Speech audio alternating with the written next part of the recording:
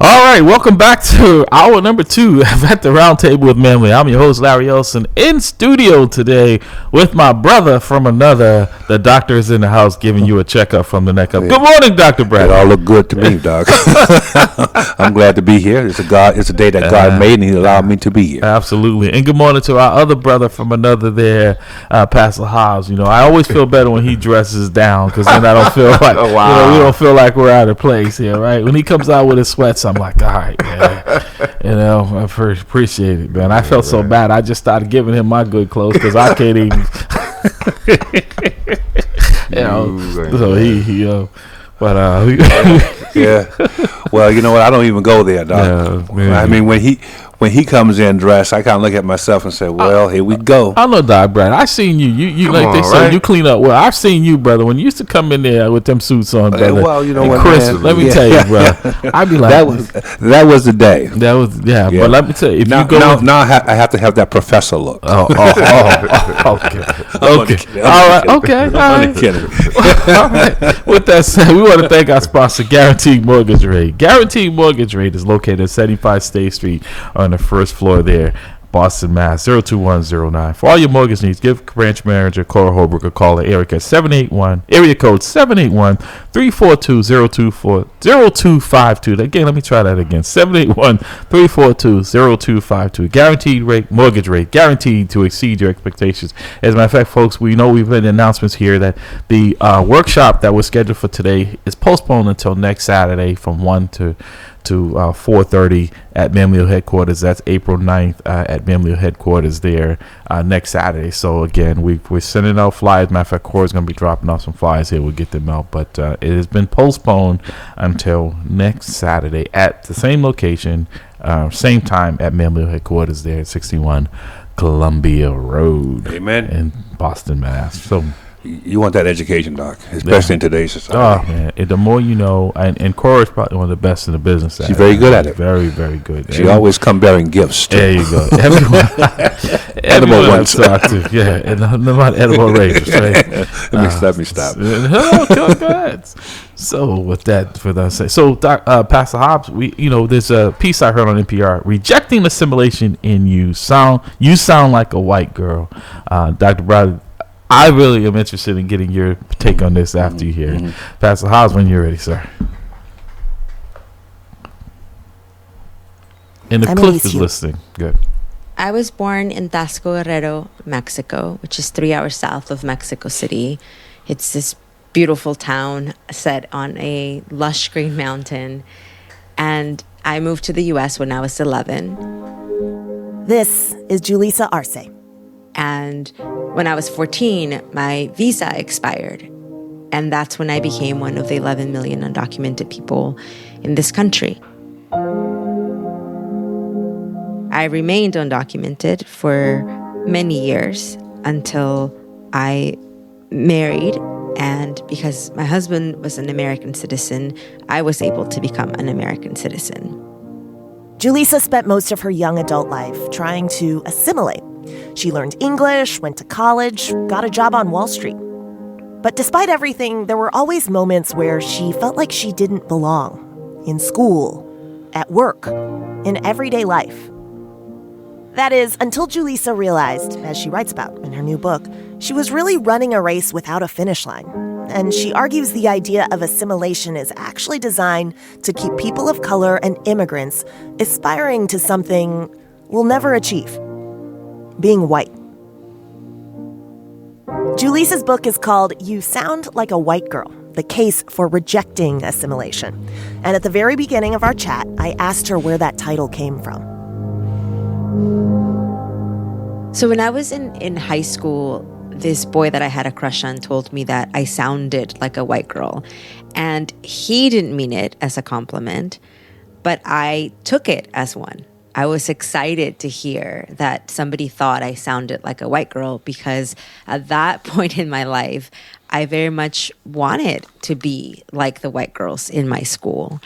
And it's interesting to think how that same phrase, "you sound like a white girl," was later on also used against me within my own community, where people would say, "you sound like a white girl," as a way of not sort of fully fitting into my own culture. So there's sort of a double meaning for me with that phrase. But when you were young, you took it as a compliment. Why? Because when I moved to the US when I was 11 from Mexico, the big thing was learning how to speak English. And after I learned how to speak English, the big thing was get rid of your accent, right? You have to sound a specific way in order for your English to be truly acceptable. So I would stand in front of a mirror and try to enunciate my words in the way that the white girls at my school did. And I would imagine that the person talking back to me was a beautiful blonde white girl, because those were all the images, not just at school, but, you know, when I thought about what does an all-American cheerleader girl look like, they never looked like me. And, you know, when you're 14, you want to fit in, you want to have friends, you want to feel like you belong someplace. And I thought that the answer to belonging came through assimilating. Yeah, I mean, I'm much like you. I am the daughter of immigrants also, and I grew up in pretty lily white Plano, Texas. And so we're both Texans. And I didn't even know it was called assimilation. For me, I think it was kind of a matter of survival, just to fit in. Yeah, very much so. And this English part is huge. You talk a lot in your book about how your parents, especially your dad, had some accented English. And you mentioned a scene in the restaurant where the cashier, when he didn't understand your dad's whole body language changed. What did you take from that? I took away from that English could crush you. I mean, looking at my dad, you know, who I viewed him as this sort of like strong man, this sort of, anchor for me in many ways. And to see him shrink, I mean, I just saw the confidence come out of his face, and he looked smaller to me, that he was trying to speak English and that this woman couldn't understand him. And it was already hard enough for my dad to speak, even in Spanish. You know, not that it was hard for him to speak in Spanish, but he was just a quiet kind of guy. And so to see that happen to him really hurt me, especially because I felt this helplessness, because I didn't speak English at that time either. So I couldn't, as I say in the book, I couldn't step between him and the racism that he was receiving in that moment. Can you describe what it was like going to school? You know, obviously, I'm not asking you to go to a really dark place, but just to kind of paint a picture for us of being, you know, you must have been like in sixth or seventh grade, and being in a completely different environment, but also thrown into a place where people spoke a language that wasn't native to you. Yeah, and it was both about the language, but it was also about what my lack of English signaled or meant to even my teachers. Right? Like since I was little, I've always liked school. I've liked getting good grades because there's sort of like a payoff of I studied and here's a grade for it. And so I took so much pride in earning good grades in school. And then coming to the US, not speaking English, I would fail open book test because I didn't know the language. And my teachers, not all of them, some of my teachers treated me as though because I didn't speak English, I wasn't smart. And I started to feel like, well, maybe I'm not smart, because if I don't speak English, then how can I be smart? So my intelligence was tied to my ability to speak English, where now I can say, I speak 2 languages, and that gives me more intelligence. Because I can think in 2 languages, I can write in 2 languages, I can speak in 2 languages, and isn't that beautiful? And I just wish that we would treat more English speakers in that way, that we would encourage them instead of shaming them for not speaking English. Coming up, the illusion of belonging and why assimilation can be a trap. This message comes from NPR sponsor HBO Max. HBO Max presents Tokyo Vice, a new Max original series starring Ansel Elgort and Ken Watanabe. A string of murders throws investigators into Tokyo's underworld. Inspired by a true story, this dark crime drama captures the streets of 90s Tokyo when it was ruled by the ruthless Yakuza. Tokyo Vice, streaming April 7th only on HBO Max. Support for NPR and the following message come from Thorne, a science-driven wellness company. When it comes to health, a personalized approach delivers better outcomes. Thorne offers health tests so you can gain personalized insights and recommendations on various concerns, including gut health and stress. And Thorne offers science-backed nutritional supplements, including multis and probiotics, so you can improve your well-being. To start optimizing your health, visit thorne.com. Hi, I'm Jen White from NPR's 1A podcast, where we get to the heart of news, politics, and culture. We recently covered subjects you wish you'd taken in school, like civics and personal finance. Our In Case You Missed It series is part 101, part discussion about why certain subjects are often left out of curriculums. Listen now on the 1A podcast from NPR. Just earlier, you were talking about how proud of being able to be bilingual you are. But for a lot of Latinos in America, you're asked kind of both, why don't you speak English? But also, why don't you speak Spanish? The Castro twins, the politicians from Texas, are an example. I think that they're seventh generation Texans or something like that. And yet, when Julian Castro was running for president, there were lots of questions about, hey, why aren't you a fluent Spanish speaker? Yeah, I mean, it's a real double-edged sword. And, part of what I talk about in You Sound Like a White Girl, I give this story of Julian Castro, but then I provide some historical context, right, as to why so many Latinos in America don't speak Spanish. And the context for that, the history behind it, is that in the 20s, 30s, 40s, 50s, 60s, there were rules against speaking Spanish in school.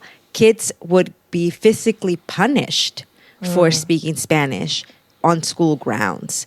And so Latinos, specifically Mexican Americans in the Southwest, faced a lot of discrimination, real physical violence against their bodies for speaking their mother tongue.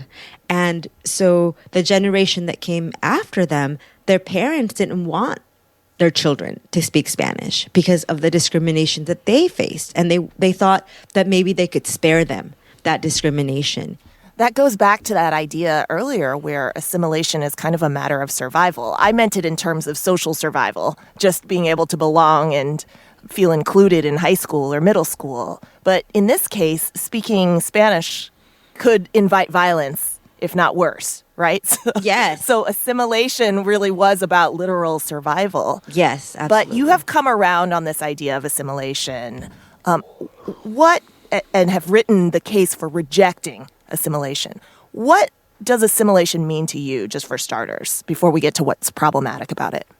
Assimilation to me has meant giving up a part of my very soul in order to have the illusion of belonging in America. Illusion? Say more about that. It's an illusion because in my experience, I did assimilate in many ways. I speak English the way that I do. I went to college. I graduated with honors. I had a prestigious job on Wall Street. I had, quote unquote, become a productive member of society. I paid taxes and I gave back to my community and I did all of the things that were asked of me. And I still had these experiences, as I mentioned in the book, of eating at a fancy restaurant with my white colleagues, going to the bathroom, and on the way back, a table of white people asking me to bring them water because they thought I was the server. Or one of my very first meetings, meeting a client when I worked at Goldman Sachs, and him asking me to bring him coffee because he thought I was the assistant. So there are places in this country and there are people in this country who will always see people like me and think that we belong someplace else, that we are foreign. And that's one of the biggest cases and things that I point to in the book. I was born in Mexico. I do have another home, but there are many Latinos who have never been immigrants to this country. And yet, no matter how many generations we have been here, the question of where are you from? Yes. From? Yes. Will I still get always that. come up. Yes. And I mean, I kind of feel like there's just so much in that second from. Where are you really from? Right, really from. So you describe this kind of trap, right? That assimilation forces a choice between success as it's defined in America and then our souls, our cultures, the cultures of our parents. But did your parents see the same kind of trap? It sounded, reading the book, that they really believed that anything could be possible in the U.S.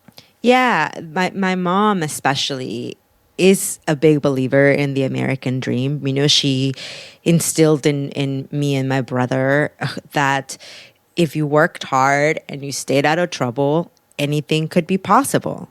And for a long time, I subscribed to that idea. And it wasn't until I started having all these other experiences that the rose-colored glasses through which I once saw America came off. And I understand my mom, and I don't judge her, because for her, survival was the thing. And she was just thankful to be here, just thankful that she had the opportunities that she had. Where I have the privilege of being thankful and at the same time being critical of the country that is my home. When did you start seeing things critically, do you think? Is there a moment that you recall or a series of moments? It's definitely been a series of moments.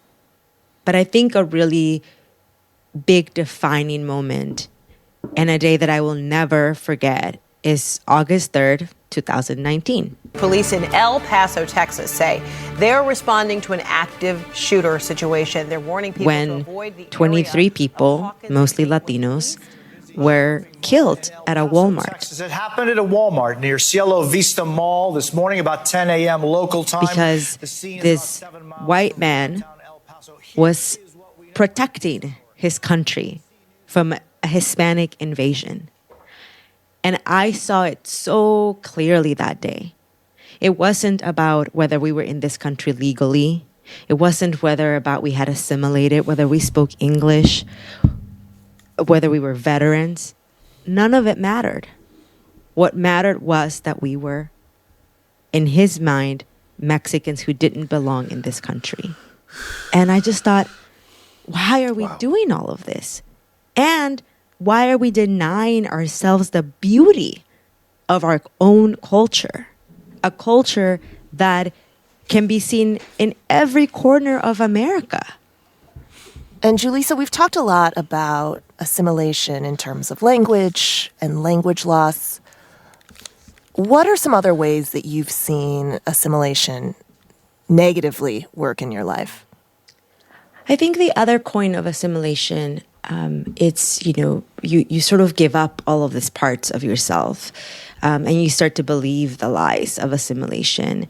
And when I looked back historically and saw all the attempts, the failed attempts of my community to belong in America, it also did so much harm to us, and it ruptured many ties with other communities because we were always aspiring to whiteness. And so we were always trying to distance ourselves from Black Latinos, from Indigenous Latinos. We were trying to say, the farther we are from them and the closer we are to whiteness, the more we'll be protected.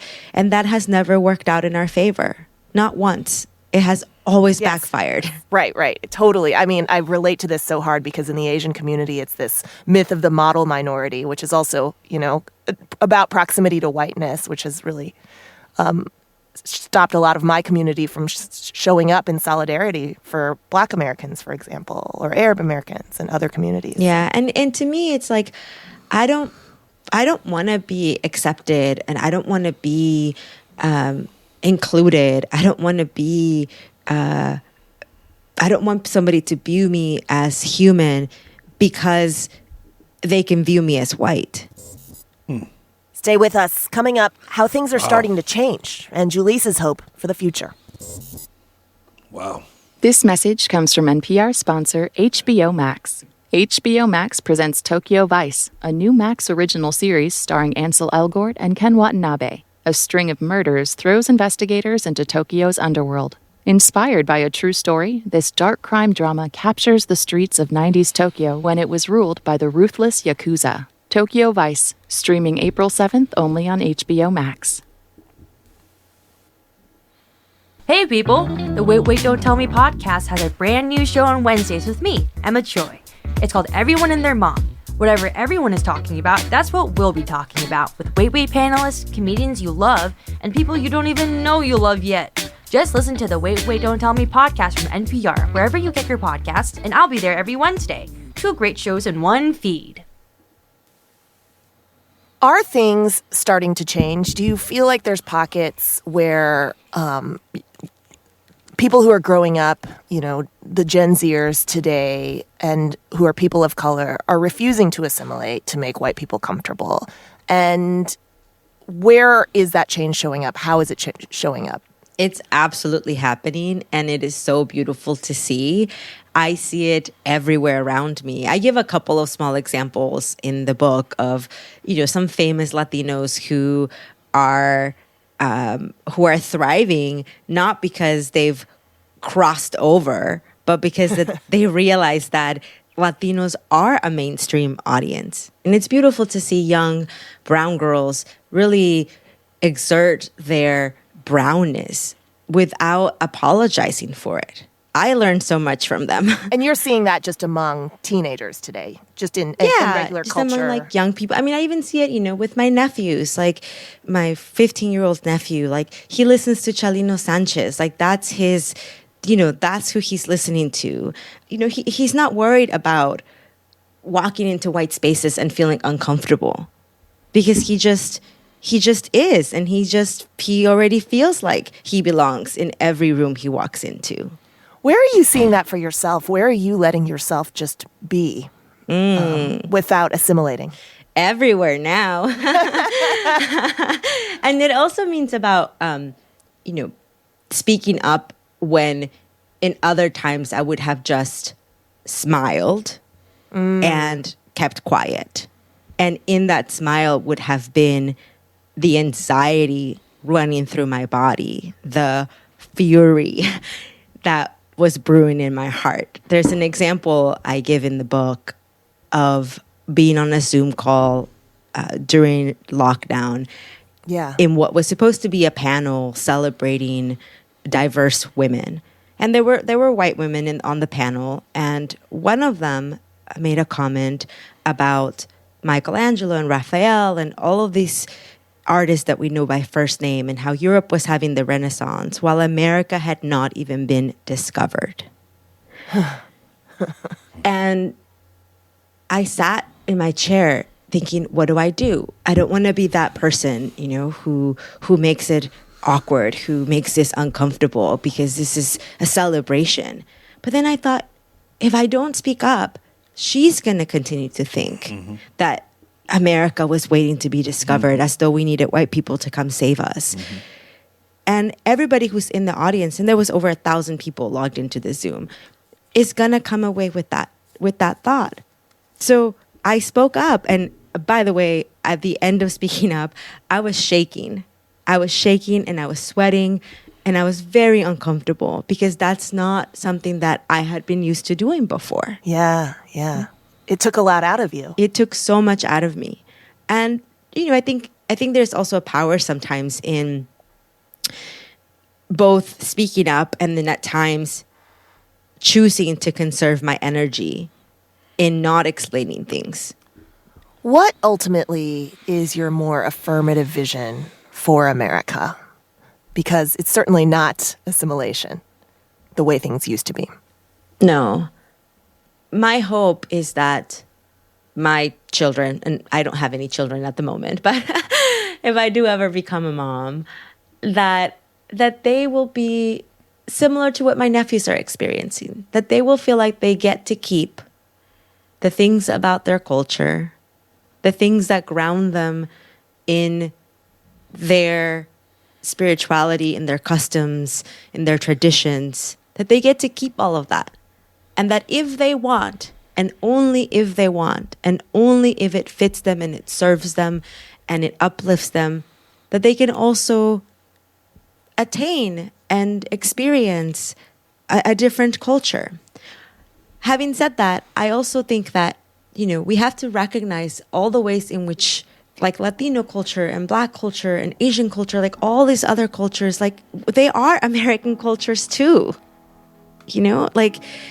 So my biggest hope is that none of us get to dictate how other people are American. Amen. A big thank you again to Julissa Arce. Her new book is You Sound Like a White Girl, The Case for Rejecting Assimilation. Amen. This episode was produced by Janae West with help from Andrea. There you have it, folks. Rejecting Assimilation. Julissa Arce. Her book is You Sound Like a White Girl. I love Dr. Bradley. That's interesting, man. I love watching a lot of the things she talked about in there, right? How we have always tried to assimilate into a culture that will never accept us as who we are, right? Mm-hmm. And she talked about the rejection of other people because it's saying, hey, if you are seen as being part of the Black community, Latino community, that hurts your wanting to assimilate. Mm-hmm. And she finally, like a lot of us have, like we've talked about all the time, is that I'm not trying to live in your world. Mm-hmm. The world doesn't belong to you. The whole idea of trying to aspire to be white, the whole idea of actually having some culture dictate beauty, dictate what is socially appropriate, dictate who will be accepted. Right. You know what I mean? That whole idea, I thought she laid it out beautifully. She nailed it. She laid it out beautifully. She nailed it. She talked about how she had rejected other cultures because she thought that was a way of getting her closer. And she realized even when she walked into you're never going to make it. No, that they thought she was the waiter. Right? I have had situations, I can relate to that because I have had situations where I'm attending a meeting or even conducting the meeting, especially on Zoom or in the classroom, and it's assumed that I'm the janitor. Right. I'm just like, dude, I'm running. Oh no, this is Dr. Bradley. Right. Oh, I'm sorry, I thought you were the janitor. Right, you know right. I mean? I can relate to that. If you are, that's okay, but at least don't be so judgmental. Don't be so judgmental. Even Clarence Thomas, when he went to the first day on the Supreme Court, the guy was giving him a hard time coming in because he didn't think he. You wouldn't know by the way he judges. Though, right, but I mean, it's just you think that would have been a wake up call to him. You would have the point, right? Is that you don't belong here, right? Yeah. You don't belong here. So I'm hoping if Cliff is listening out there as well, because I know he was a guest in here with us. We were talking about these things, but if not, good morning, caller. Welcome to the roundtable. Good morning. This is Jamal calling. How y'all doing? Good morning, brother Jamal. How you doing, brother? All right. So, like y'all said, she nailed it. Right? She nailed it from a different perspective. Yes, she did. Mm-hmm. So she doesn't have the warrior spirit, and I actually felt really bad for her. Mm-hmm. So, for instance, her big moment of triumph was that she was at a conference where a white woman said something that was insensitive and culturally and historically inaccurate, and inside her, she felt compelled to challenge that. But by the time she got done, she was shaking. I don't need her on the battlefield. That was your big moment, and it made you shake. Stay out of the foxhole. Yeah, poor boo boo cakes. Oh, so sorry for you. Yeah, so unfortunately, a lot of this heartbreak comes from, let's say, if I always thought that Britney Spears was going to be my woman, okay. Big celebrity Britney Spears, super unattainable because where would I even meet her? And then second of all, she don't date no black men. So I'm setting myself up for perpetual heartbreak because we not going to meet, first of all. It's not even a possibility. And then second of all, even if we did meet, she doesn't date black guys. But see, a lot of these people, and this is the problem with a lot of immigrants who come here, with that everyone wants to live in America. See, everyone doesn't want to live in America. Everyone doesn't think that this is the greatest thing since sliced bread. And like for me, white people proximity, I don't want to be around it. So those that do experience a lot of pain, just like the person who's in love with Britney Spears and ain't never gonna get it. So for me, that is the part of the immigrant, the American dream, that is sad because they come here with the intent that they are going to be white. As opposed to understanding, if they really had a cultural perspective, who wants to be white? And I don't mean that insulting. I'm talking about culturally and historically. I'm talking about the infants on the planet. The youngest, why would I trade in thousands of years of history and culture? Like when she was just comparing, they were bigging up Michelangelo and Da Vinci and all these people, and and discounting, and nothing was happening in the Americas.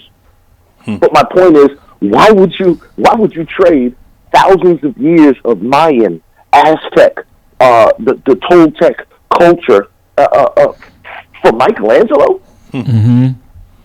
Whoa. See, so the fact that many of us are trying to assimilate to their greats. Right. But for me, I don't think that their greats are great. Well, see, it's an entirely different... Look, I want to be a boxer. Do you want to model yourself after Floyd Mayweather or after Tommy, whatever the guy's name is? Jerry Quarry. Right. But I think she raised, not to cut you off, she raised some very interesting, like I said, I get your point about her shaking there, but a lot of people wouldn't even have the courage to even speak up. And when she talked about what resonated with me a lot was that folks will, particularly different cultural, right, people of color, if they have a different accent or whatever, have a tendency, if they're in the same community, to distance themselves because they want to be perceived as being white. And when she said, I see that quite often, is that they're perpetuating that if you want to join, if you want to belong, you can't be friends, you can't be associated with that segment of the population because we don't accept them. And honestly, they're not going to accept you as well. But she said it as though that was a white problem. That's not a white problem. That's a her or a people problem. Whoever aspires to that. That's exactly what I mean. I also, white people did not say to you, we want you to want to be white. No, people saw the power structure and then said, they want to be a part of it. I want to be white. And that's the problem, where there's a whole segment of folks who looked at it and never said that. In fact, it disgusts us. But that abuse of power, they saw power, we saw abuse of power. Right? Never wanted to be that. Never, to look at that slave master and say, wow, one day I would like to hold the whip. That's very sick. I hear you. But I also think I thought about colorism when she was speaking, as opposed to how we actually ridicule and jump on ourselves because we want to feel closer to them. But I hear what Jamal's saying. I think he's absolutely on target on it. If you look at conservative talk, right, or conservative news, they will only bring black people on there who are opposing and almost have a disdain for people that look like that. I always say that America wants to wants to determine how much blackness they're going to tolerate. Period. Or which blackness they're going to tolerate. Period. But what I kept saying when she was speaking, welcome to my world, to my world. What if, you made a choice. My people never made a choice. You know what I mean? I kept looking at it from that perspective. Although I could relate to what she was saying, I could understand what she was saying. She nailed it, in my opinion. But I do agree that she's not a warrior. But she nailed it. She kind of laid it out really well. But imagine if you're a force over here, at least you know your dialect. I don't know mine. I don't know what country and on the continent of Africa. I have an idea where my people come from. So I lost all that history throughout the history of America. So it's, in my opinion, when it comes to Black America, it's much more exacerbated but I think than what she's experiencing. The expectations of people who come from other countries is that you must assimilate to be in America, to be America. That and that the assimilate to whiteness. That's exactly. But that also applies. See, what interests me is that when white people, well, I should say that when Europeans come to America, they want to be white as opposed to Irish, as opposed to Italian, as opposed to British. It's the whiteness. So that transition happens on the way over from across the pond. Now I'm white because of the social connotations that are actually associated with that in America. Right, but to her point, if they didn't speak out and walk in a restaurant because of their pigments, they would not be mistaken for the help there or for the waiter. But because of who she looked like, the assumption was that she was a server and not a guest. This is my question. So we have touched on this issue many times on this broadcast, many times in just casual conversations. We have experienced it as educated men who are operating in our orbit, social orbit, as it relates to people thinking that we should not be in navigating such social areas. What are we going to do about it? Yeah. You know, what are we going to do as people who are actually expected to assimilate, you know, and thereby just disregarding my culture? I just want to be a part of you. Right. You know, what do we do to force the establishment to say no? If you want me, I may have to integrate because I'm going to identify, you know, who I am. Yeah. I'm going to actually, you know, love who I am. I'm not just going to repudiate everything about me so that you can feel comfortable with me.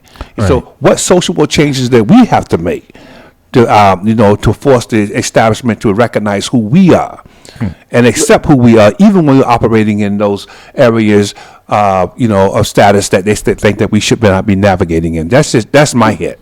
Let me say this, Dr. Bradley. You know, this is a thing where other groups have done it, and what it is for us. I don't think that it needs to be an external display or an external exercise. It needs to be internal. So, for instance, everybody talks about the Jewish community and how money stays in the Jewish community. Most Jewish people, there's what I guess I would call secular Jews. They don't really go to temple. They don't, observe the holidays. They're regular, but if you mess around with a Jew subject, then they get super Jewish all of a sudden, right? But most of these people, send their kids to Hebrew school, right? They whether or not they celebrate the holidays, they doggone sure know that they exist, right? And know the history of it. Let's take the Asian culture. As we've talked before, there's like a Chinatown in every major city. These people speak the language at home, eat the cultural dishes. And so when you look at a lot of these subcultures in Latino culture, they're keeping the food, they're keeping the tradition. For Black Americans, we were so disconnected, and that continuity was so disrupted with our name, our religion, our culture, our practices, right? That it was so disrupted that now we don't have it. And then you have stuff like, that was created in the contemporary times, like Kwanzaa, to try to give us that sense of, whatever. So all I could say is that each of us as families need to create our own cultural practices and traditions and keep those things and keep them sacred, right? And this is what in other communities has kept them intact, because they have a foundational principle. Whatever, if you're a Jew from Brooklyn and you go out to Compton, California, you can find something going on Saturday. You can get into the temple. You can recite the prayers, and y'all all speaking the same language. With us, we don't have that sense of uniformity. Yeah. That's what I mean. Thank you, Jamal. That's what I was trying to get out. That's what I mean about what are we going to do about it. How are we going to actually push our own culture? You know what I mean? Right. How are we going to actually? One of the things that one of my students said to me, Dr. Bradley, I knew you were from the South. I said, thank God. Why? Because that's my culture. You know, that's where I'm from. That's who I am. I don't want to come to Boston and get this accent and lose what I had in the South. I love that. That's me. Yeah. You know what I mean? I'm not going to reject who I am. We need to have that attitude as we navigate through whatever social orbit we're in. We need to have that particular attitude. I am who I am, and if you don't like it, that's your issue. It's not my issue. Right. You know, oftentimes, and I know this to be a fact, that my appearance, because I am so dark, offend a lot of people, white people. I love it. I absolutely, positively loves it. Because my piece is, hey, that's not my issue. This is what we look like when we came, baby. If you don't like it, then you have to deal with that, not Dr. Bradley. Yeah. You know? Oh, Dr. Bradley. Yes. Let me ask you this. So, you know how in life, there was women who told me, like, I'm not messing with no light-skinned man. And in your life, I'm sure there was women that said, you know, I don't want to be with no dark-skinned man, right? Now, this is exactly the analogy I was trying to bring up with the sister and a lot of cultures' relationship with America. Yeah. If there was a girl that you thought was the bee's knees, right? I'm using your terminology. If there was a woman you thought was the bee's knees, but she says, I don't like no dark-skinned man. Okay, well now the question is, okay, you want to date her, but do you still want her? See, because now that she done said she don't want a dark-skinned man, does the dark-skinned man still want her? See, and now that's the thing about this relationship. Personally, I wouldn't want her, but go on. I hear you arguing. And that's what I mean, right? Yeah. Because you have a level of self-esteem that says, well, you know, I'm not going to force all this great stuff on you. So if you don't want it, then I don't want it. Well, Dr. Bradley said when the lights goes out, she don't know what anybody looks like. It's just I tell you right now, I mean, but you know, it's her loss. So if she doesn't want to climb all this dark mountain chocolate, that's on her. Yeah. That's not on me. 617. You listen that's exactly how our attitude should be with America. You listen. Instead of still trying to date the girl that has said repeatedly she don't want us. She don't like us. The sight of us repulses her, but yet we still try to date her and buy her flowers and all that. Amen. What I'm saying is, as a people, we need to say, screw that lady. Okay? Not in that way, but right. Stand by, Jamal. So you're listening at the Round Table with Memo discussing this morning assimilation in America. Are you still trying to? Have you decided? Instead, this young lady says she's rejecting assimilation in America.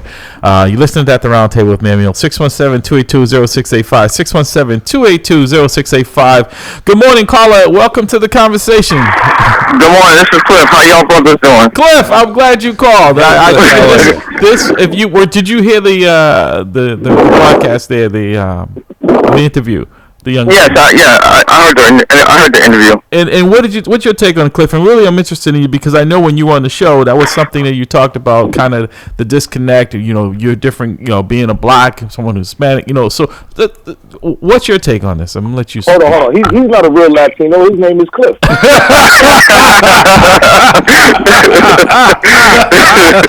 a good one. I'm gonna remember that. So that's his alias, Jamal. Okay. So we said we should have did a Corey check on it before we started. Check this brother out. You know what I mean? Oh man, I needed a good laugh. Okay, my take on it is my take on it. I could relate. You know what I'm saying? I could relate because when I came to this country, my English was so bad that people didn't understand what I was saying. So I could relate to that. So when different Latinos come to this country, the English is kind of hard for us because you know.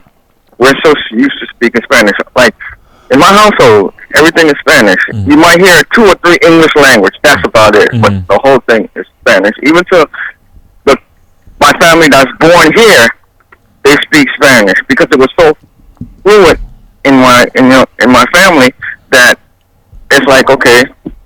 And people ask me, oh, like when people come and see my mother, I was like, I thought you were Puerto Rican. I thought you were this. I thought you were that. I always tell people, you assume that I'm something that I'm not. But that's a touchy subject for us Latinos because we are like the people who we don't want to make fun of.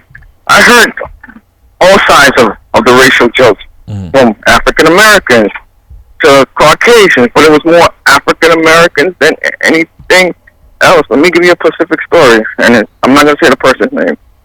her mother was African American, so she didn't like Latinos. So I'm sitting here thinking like, okay, you're a minority just like me, but why don't you like Latinos? She was like, Latinos do this, Latinos do that, and I was offended. But she knew I was Latino. But she was like, oh, it's an exception to you. Okay, it's an exception to me, but it's not an exception to every other Latino. So I was kind of offended. I was kind of mad, and I didn't speak to the lady for like a few years. But why is it that we can't get over this racial thing in this country? You know what I'm saying? Well, I don't. But think it's more. more. Right. I don't think we ever will get over that. But I mean, as Dr. Bradley alluded to when he was speaking, you know, that he wants to keep a hold of his Southern heritage, right? Because that's as close as he can get to his African heritage. And what I found is a lot of people that come to this country, right, from other places, they try to distance themselves from their culture because they feel that that's their way of being accepted. And I think that's what she was alluding to, that she attempted that, and it doesn't work. And that she's accepted that who she is, and that's who she's going to be, regardless to whether America, and in her instance, white America, accepts her in that package. That's the package she's in. But the hit there was that it was not about her social acumen or her social abilities. It was about her appearance. Right. That was rejected. That's automatically put her down to caste, down to the lower caste, because she looked a certain way. Here you have a young lady who achieved prestigious employment, worked on Wall Street, which I have also, worked on Wall Street, had all her, all those accomplishments in academia, but because she looked a certain way, you were automatically put into this caste. Right. That's the hit. But that's my point. So, Jamal, with that being said, it goes to the point where we talk about where we normally people that come from other cultures, particularly from the Caribbean, we all kind of migrate to the same areas, but then we start rejecting each other because if we want to assimilate into white America, we think that's the route we have to take. Well, the first thing, if anybody wants to assimilate to America, one of the first very American things and practices that they could do is learn to hate black people. Right. Amen. That's America's real pastime. Yep. Okay? Yep. So everybody who gets it, I don't care if you're Muslim from Arabia, I don't care if you're African or black yourself, blacker than Dr. Bradley, you African, you get here. Everybody learns to hate the black American. Right? Literally, it's taught in college campuses. They literally give the Lion King speech, like, look over there. We never go over there. That's what they do at Northeastern. They tell them, don't cross them train tracks. Okay? So there are certain things that are set up to keep this thing in place. Now, what's funny is, for me, I guess my spirit, I always had an international kind of explorer spirit. So I was always talking to young ladies or guys from other cultures and making friends, and particularly when hip-hop came about. That was a great unifier now, because other people, they're dancing, they're doing graffiti, they're rapping, and we're meeting up people that we would have never met before. And now, look, you know what's the great unifier of the world? Rice. Right. Because everybody likes rice. So Asians cooking rice, Africans cooking rice, Latinos cooking rice, right? And so that was some of the first bridges that we got, was getting over to each other's houses and eating each other's mama's food. Right. That was the common denominator. But then we went back to our separate corners. Jamal, just if you quickly talk about, because your daughter, right? Your daughter is biracial, right? And people don't know. And so a lot of times when people are talking to you, as is Cliff, and I want to hear Cliff's opinion as well, as like I said, sometimes people assume you're something, and they immediately start talking to you in a manner about some other culture, not knowing that you might have a tie to that culture yourself. Well, for me, when I first moved to Atlanta as a light-skinned black man, I got called Pedro and Jose so much, it was crazy. And places like Atlanta, particularly when I went in the 90s, they were super ignorant. They had never even met a Puerto Rican. It was just, anything that went down there that looked remotely Latino, you a Mexican. Okay? My man moved down there with his Cape Verdean wife. They had never heard King David. He became an instant Mexican. You know, and so you have that level of ignorance and categorization that they do. For me, see, with my worldview, my daughter is not biracial. Okay. I am a black man from Jamaica, Cape Verde, Native American, and all this in me, right? And my child's mother is a Filipino woman. But for me, the common denominator there is melanin. So she is one of the melanated Asian people, and I am a melanated black man. And yeah, so I don't view it as that. But yeah, my child is half Filipina and then half everything else that I am. So, you know, a certain mix. But people have been around me and told Asian jokes, particularly around the show or whatever. And I've heard Asian jokes, and I let it go and go and go until I warn somebody, and I say, be very careful about the next thing you're about to say, because they never know. Right. And then if I show them a picture of my daughter, right before I give them the Will Smith smack, they know. Cliff? Yeah, I'm there. No, I'm saying, you know, Jamal, as I'm saying, you experienced that very similar. If someone looked at you, like you said, you speak Spanish in your home, but if I looked at you or heard you talk, and as Jamal said, you can't be Hispanic because your name is Cliff, right? So that again would, in some people's mind, preclude you from being Hispanic and just start, you know, disparaging a particular group of people. Right, and then when I used to, you know, when I used to be around, when I be around my friends, they'd be like, "Oh man, I didn't know you were Spanish. You didn't speak it." But when when they see me speak it around my mother, when they come to my, you know, when they came to my house and stuff like that, they were shocked. There was like a culture shock. They was like, "Oh, I didn't know you were Spanish." Yeah. Well, how come you didn't tell me? Because, you know, this assuming thing, like not all Latinos speak the same language. You know what I'm saying? My language from Honduras is different from a language from Mexico. Mexico's language is different from a language of Puerto Rican. So the thing is, I have to educate people. It's like not all Hispanics have the same dialogue. But I thought y'all, you know, have this. No. You know, but then I guess our point is, and we got to take our break, and I really want to continue this if you guys can hold on, is the question I want to put out there before we take the break and get the answer to it from both of you. Jamal, can you stand by? Or did we lose Jamal? Yeah, of course. Okay. So can you stand by? We're coming up to the top of the hour. Is already? What I want to know from both of you when we come back from the break is why should that make such a difference, right? Regardless to if you know you're judging a person on their character, as Martin Luther King said, we're never going to get there, right? Judging someone on the character, not the color of their skin, we're never going to get there in this country because we're actually, in my opinion, we're regressing backwards when it comes to race, and we're getting roadblocks put in there for gains in this country because a certain segment feels threatened. Somehow their existence is threatened by the increase. And we also have to keep in mind that race is a social construct. Yeah. That's the other piece. Yeah. Because it's not physical, it's not biological, but go on. No, exactly. There's people thinking, you know, somebody's got some. Somebody got some wind. Somebody's in the wind. Yeah. So we're going to take our break. I know we're at the top of the hour, and we're going to come back, and we're going to. So, guys, think about that one moment. Why does that make a difference in folks' mind? Hold that thought. You're listening to At the Round Table with Ma'am Leo. We're going to take our break, and we'll be right back.